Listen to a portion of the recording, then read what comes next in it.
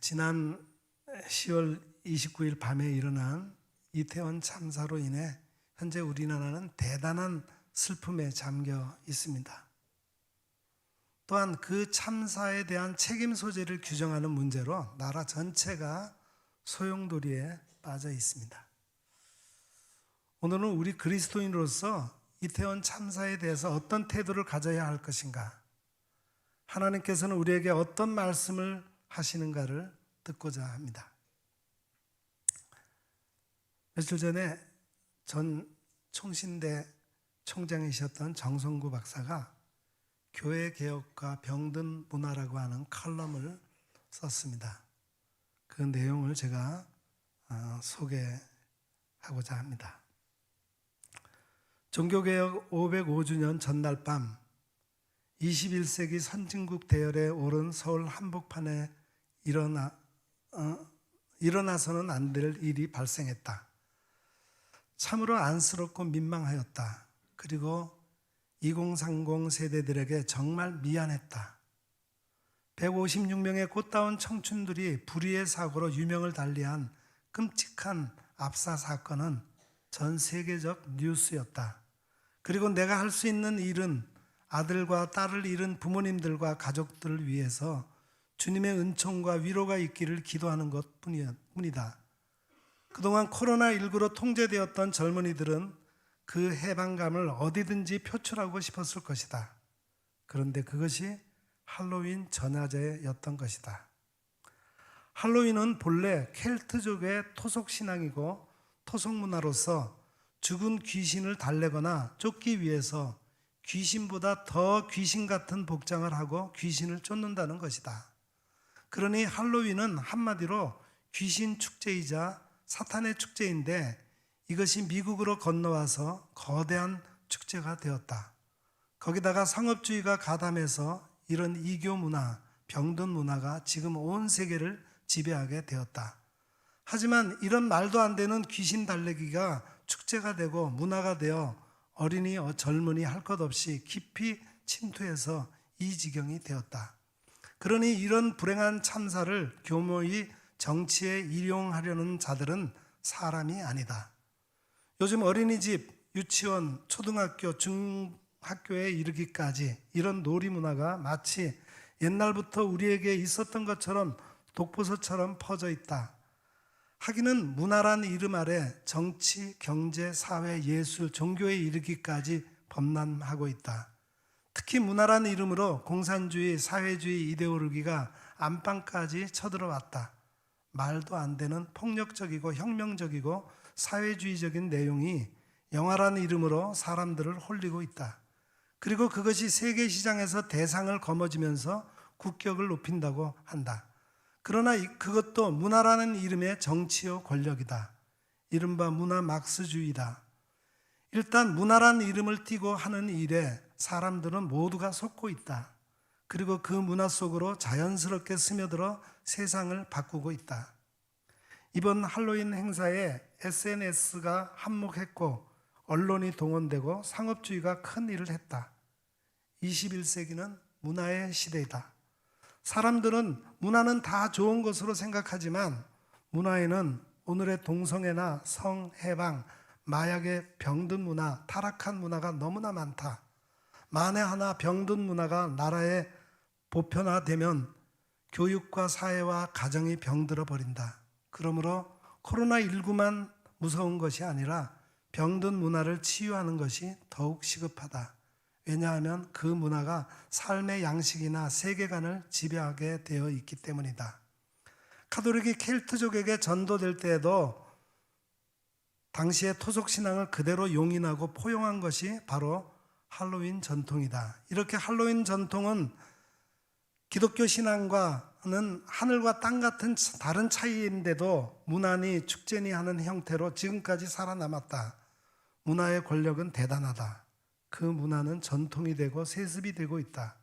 하기는 온 세상이 축제 천지다. 한국에도 최근에는 지자체별로 스토리텔링을 개발해서 새로운 축제를 만들어내고 있다. 그런데 어째서 귀신놀이인 할로윈에 어린이와 젊은이들이 그리 열광하는 것일까? 아마도 할로윈이 주는 재미와 기상천외의 귀신 복장이 아닌가 싶다. 아마도 코로나19 이후 통제되고 팍팍한 현실을 탈출하여 젊음의 열정을 발산하고 싶은 충동에서 나왔으리라고 본다. 그날은 교묘하게도 마틴 루터의 종교개혁 기념일과 할로윈 축제와 겹치기 날짜가 되었다. 교회의 개혁이란 끊임없이 말씀과 성령의 사역을 통해서 성경과 교회의 본질로 돌아가는 것을 의미한다. 한 번의 개혁으로 끝나는 것이 아니고 교회는 날마다 말씀과 성령으로 새롭게 개혁되고 변화되어야 한다. 할로윈 데이에 이태원 참사로 아까운 젊은이들이 희생되거나 다친 것을 보고 교회의 책임과 사명을 다시 한번 되새기게 한다. 오늘 한국의 불행도 결국 병든 문화와 타락한 문화에 빠진 젊은이들에게 성경적 세계관을 가진 꿈과 희망과 대안을 제시하지 못한 교회의 책임이 아닐는지. 예수님 당시에도 이런 참사가 일어난 예가 있습니다. 오늘 본문 말씀은 예수님께서 그런 참사에 대해 당시 유대인들에게 무엇라 말씀하시는지를 보여주고 있습니다.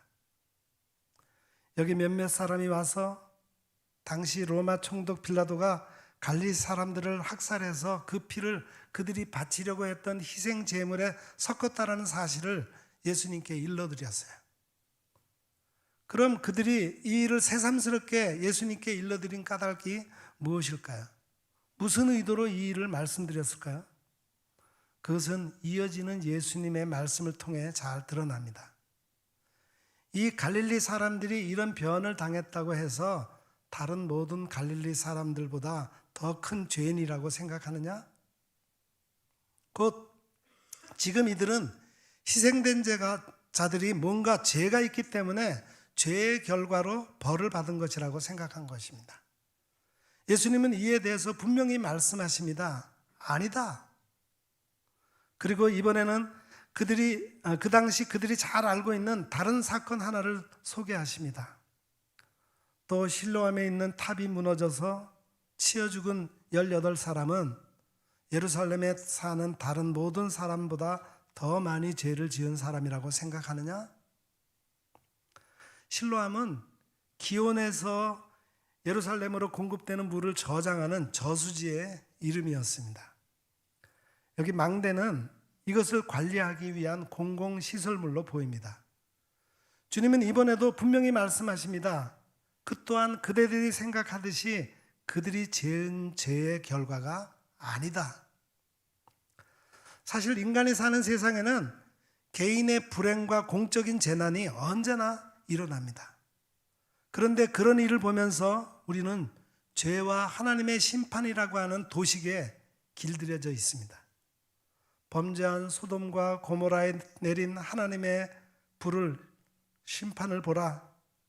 따라서 지금 저 사람들에게서 일어난 불행은 그들의 잘못에 대한 벌이다. 여기 저 땅에 일어난 큰 재난은 저 사회의 범죄 때문에 일어난 것이다. 그리고 오늘 우리도 우리 주위에서 벌어지는 사건들, 타인의 고통과 공공의 재난에 대해서 이같이 말하는 논리에 익숙해져 있습니다. 최근 들어 지구상에는 엄청난 자연재해가 끊이질 않습니다. 하이티, 칠레, 인도네시아, 중국 스촨성, 일본 대지진. 그런데 그때마다 유명 기독교인들의 무자비한 말들이 세상을 놀랍게 했습니다. 근본주의 신앙을 가진 팻 로버트슨이라는 목사는 2010년 1월 중앙아메리카에서 가장 가난한 나라인 하이티에서 22만 명이 숨진 대지진을 두고 악마의 저주를 받았기 때문이라고 말했습니다. 그것은 하이티가 부두교란 무속신앙을 믿었기 때문이라는 것입니다.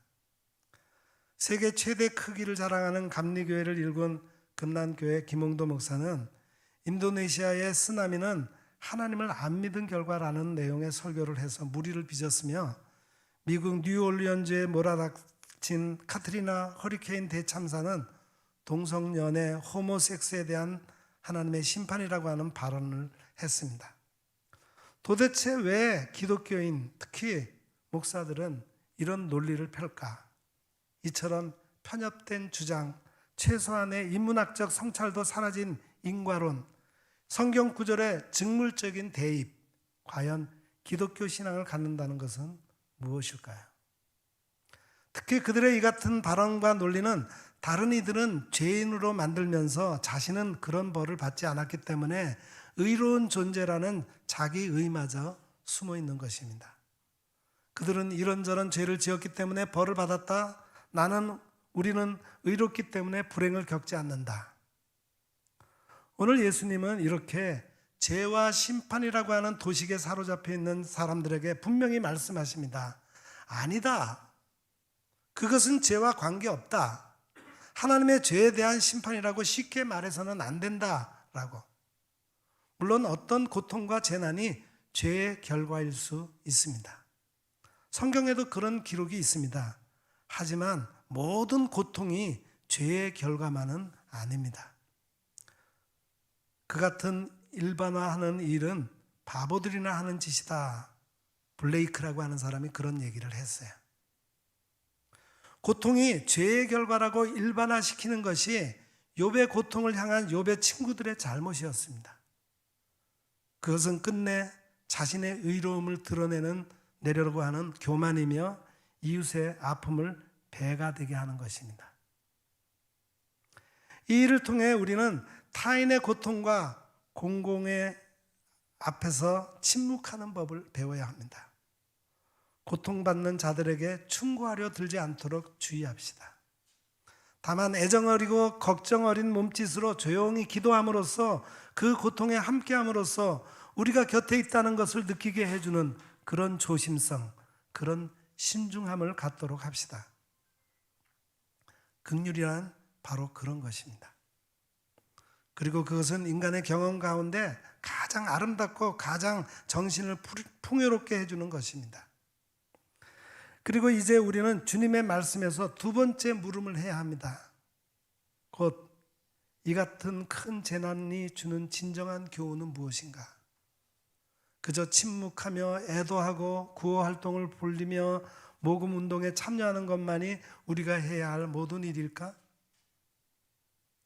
이런 우리에게 예수님은 말씀하십니다. 너희에게 이르노니 아니라 너희도 만일 회개하지 아니하면 다 이와 같이 망하리라. 다시 말하자면 이 말은 그들에게 닥친 불행이 범죄에 대한 심판이 아니라는 말입니다. 앞서 그렇게 주장하는 자들을 향해 분명 아니다라고 말씀하셨습니다. 이 말씀에서 중요한 것은 회개입니다. 이 모든 것을 보면서 너희가 먼저 회개하라 그런 말입니다. 그 재난은 그들에게 내린 하나님의 심판이다라고 말하지 말아야 합니다. 그리고 그 재난에서 우리가 배울 것은 아무것도 없다라고 말하지 말아야 합니다. 중요한 것은 회개입니다. 아시다시피 성경에는 회개가 많이 등장합니다. 그리고 회개란 돌아서는 것입니다. 회개하라, 하나님의 나라가 가까이 왔다는 주님의 말씀에서 알 수 있듯이 우리는 이 일들을 보면서 나 자신, 우리 공동체, 우리 사회가 돌아서야 할 것이 무엇인지를 깨달아야 합니다. 마땅히 돌아서야 할 것이 무엇인지 물어야 합니다. 그럼 우리가 이 일 앞에서 돌아서야 할 것, 깨달아야 할 것은 무엇인가? 그것은 인간의 무상성입니다. 이 무상성은 이 세상이 인간의 기술과 통제 밖에 있다는 사실을, 다시 말하면 우연성을 깨닫는 것입니다. 일본은 지진이 많은 나라이기 때문에 지금껏 많은 대비를 해왔습니다. 과학적으로 잘 짜여진 매뉴얼을 갖고 견고한 대비를 해왔습니다. 하지만 지난번 후쿠시마에 밀어닥친 지진과 쓰나미는 그들의 생각을 훨씬 넘어선 것이었습니다. 그들이 예상한 지역 밖이었을 뿐만 아니라 무엇보다도 그 강도에서 상상을 초월한 엄청난 것이었습니다. 이 우발성 앞에서 그들은 어쩔 도리가 없었던 것입니다. 일본으로 대표되는 현대 인간 사회는 모든 것을 합리성, 과학 기술성 아래 꾸려가고 있으며 세상에서 일어나고 있는 모든 것은 인간의 지식에 의해 통제될 수 있다는 믿음을 갖고 있습니다. 그래서 그들은 말합니다. 세상은 우리가 이해하는 것으로 이것이다. 우리는 세상의 주인이다. 하지만 세계를 올바르게 보려면 우발성이라고 하는 관점에서 봐야 합니다. 우발성에 대한 생각은 인간의 지식과 힘의 한계를 아는 것, 곧 인간의 무상성을 아는 것입니다. 나아가 인간의 무상성은 영원성으로 이어집니다. 그래서 세상은 헛되고 헛되다 말하던 전도서는 이렇게 말합니다. 하나님이 모든 것을 지으시되 때를 따라 아름답게 하셨고 또 사람들에게는 영원을 사모하는 마음을 주셨느니라.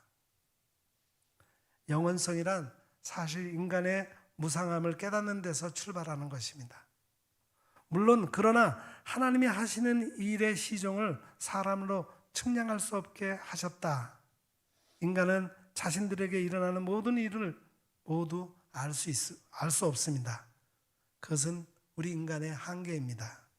그 한계는 필연적입니다. 우리는 수많은 우발성과 우연성에 둘러싸여 있습니다. 따라서 모르는 존재로서 우리에게 회개라고 하는 것은 우리로 무상성으로 돌아가라는 말입니다. 삶을 그 무상성에서 성찰하고 무상성에서 출발하여 영원성으로 돌아서는 것, 그것이 회개입니다. 다산 정약용은 영경의 사신으로 가는 참판 이기양을 전송하면서 이런 글을 지었습니다. 옛날에 대부로서 다른 나라의 사신으로 가는 사람은 한 가지 작은 일만 보고도 그 나라의 예의가 두터운지 얕은지 알았다. 하찮은 한 가지 물건만 보고도 그 나라의 법과 기강이 서 있는지 풀렸는지를 알았다. 이러한 것들을 통해서 그 나라의 성세를 점치고 흥패를 결정하였으므로 이를 두고 남의 나라를 살펴서 안다라고 말하였다. 남의 나라를 살펴서 아는 것은 밝고 민첩하여 지혜가 보통 사람보다 뛰어난 이가 아니면 할 수가 없는 일이다. 우리 가운데 일어난 작고 하찮은 일에도 우리를 향한 하나님의 손길이 있다면 하물며 이토록 큰 사건 앞에 하나님의 뜻이 없겠습니까? 참새 2마리가 한 아사리온에 팔리지 않느냐? 그러나 너희 아버지께서 허락하시지 않으면 그 하나도 땅에 떨어지지 아니하리라. 너희는 머리털까지 다 세신 바 되었나니 두려워하지 말라. 너희는 많은 참새보다 귀하니라. 주님이 그렇게 말씀하셨습니다. 오해하지 마십시오. 너희 아버지께서 허락하지 아니하시면 그 하나도 땅에 떨어지지 아니하리라는 말이 이런 큰 참사를 하나님이 일으키셨다는 말이 아닙니다. 주 여호와의 말씀이니라. 내가 어찌 악인이 죽는 것을 조금인들 기뻐하랴. 그가 돌이켜 그 길에서 떠나 사는 것을 어찌 기뻐하지 아니하겠느냐. 이것이 바로 하나님의 마음입니다. 이 말씀의 진정한 뜻은 어떠한 일 가운데서도 우리가 주님 손안에 있음을 믿어야 하며 일어나는 모든 일 앞에서 하나님의 뜻을 찾으라는 말씀입니다. 오늘 우리는 그런 마음으로 이 큰 재난 앞에 서 있습니다. 그리스도인은 시대를 분별하는 사람입니다. 자신을 둘러싸고 있는 세계의 표면을 넘어서 볼 수 있는 눈을 가지고 있습니다. 이제 남을 판단하고 자신을 의롭게 여기는 부끄러운 신앙을 버립시다. 무수히 일어나는 세계의 우발성 앞에서 우리의 무상성을 깨닫고 하나님 앞에서 회개하여 하나님의 뜻을 찾고 그 뜻에 순종하며 살아가는 모든 성도가 되시기를 기원합니다. 다시 한번 이태원 참사의 희생자를 애도하며 그들의 부모와 형제들, 유족들을 위로하며 우리 자신들의 죄를 돌아볼 수 있기를 바랍니다. 특히 오늘날 교회가 병든 문화와 타락한 문화에 빠진 젊은이들에게 성경적 세계관을 가진 꿈과 희망과 대안을 제시하지 못한 책임을 통감하고 교회가 먼저 회개할 수 있기를 간절히 기원합니다. 기도하겠습니다.